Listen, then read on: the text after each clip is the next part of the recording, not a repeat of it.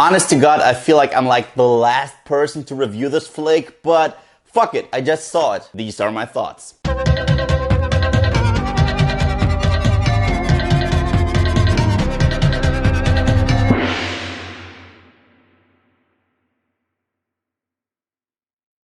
The Nice Guys. The Nice Guys was written and directed by Shane Black. The film stars Ryan Gosling and Russell Crowe and is another buddy cop-ish flick. I say buddy cop-ish because none of our two main characters is actually a police officer. Yep, we got Ryan Gosling, he's a private investigator, and we got Russell Crowe, who is pretty much an enforcer or a hired gun. Yeah, you pay this dude cash and he delivers a message, which normally involves breaking a lot of bones. And yes, at some point their paths cross and they both team up in order to investigate a case that involves a missing girl and the porn industry.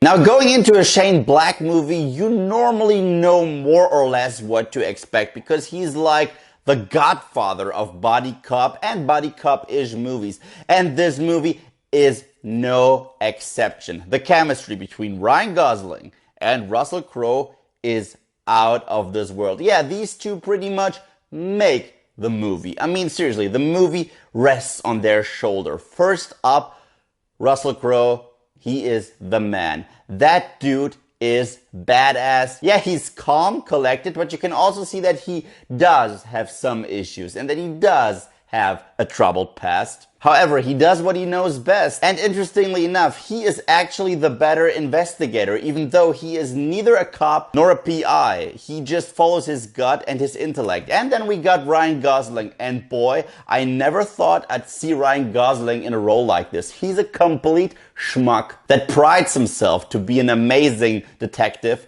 And yeah, he really isn't. But the chemistry between them is out of this world. And all credits go to Shane Black's incredible writing because the dialogue is just phenomenal. It's funny, it's witty, it's clever.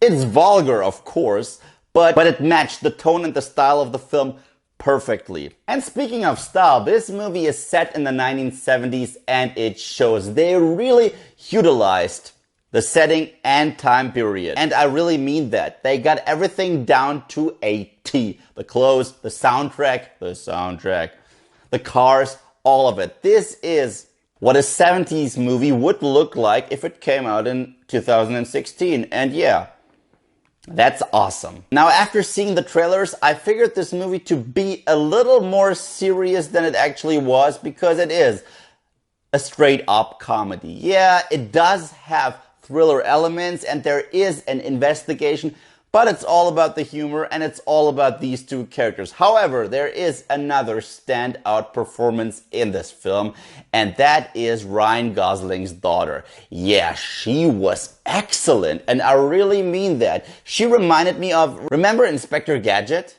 Yeah, his daughter. That's pretty much her part. I mean, she's way smarter than her father. She is blessed with logic and she would make a way better investigator than he ever was. I loved her so much in this movie, and the chemistry between her and Gosling, amazing. The chemistry between her and Crowe, amazing. And above all else, normally in a flick like this, the young girl or the daughter becomes the damsel in distress. That, however, is not the case here. At some parts, this movie gets gratuitously, I'm not gonna say violent, but a little over the top, but I did learn to roll with it. And mark my words, I never really laugh out loud when it comes to slapstick. However, they made some really clever use of slapstick, so I actually did end up laughing quite a bit in this film. But there is, however, one issue I do have with the film, and it is kind of a big one. It's the plot. I mean, the entire mystery and the way it unravels doesn't really make sense. It is kind of pointless, to be honest, but I will forgive the movie that because the characters are so well realized, so well portrayed, the dialogue bounces off of one another perfectly, and I can't illustrate the 70s vibe of this movie enough. So to sum it all up, we finally have a new creative flick with two amazing lead performances. Seriously, I can't remember the last time I loved Russell Crowe so much in a film. I would love to see them both interacting again, playing these characters again, and this time around investigating a case that is more interesting and that has a way better plot. And they should definitely bring back the girl because, yeah, as I said, she was phenomenal. Aside from the really dull plot, I had a blast with this film, which is why The Nice Guys gets the silver medal. It's a movie that I definitely want to revisit. However, I can't say it's perfect because it definitely has some noticeable flaws. However, I am able to forgive this movie for having flaws because the positives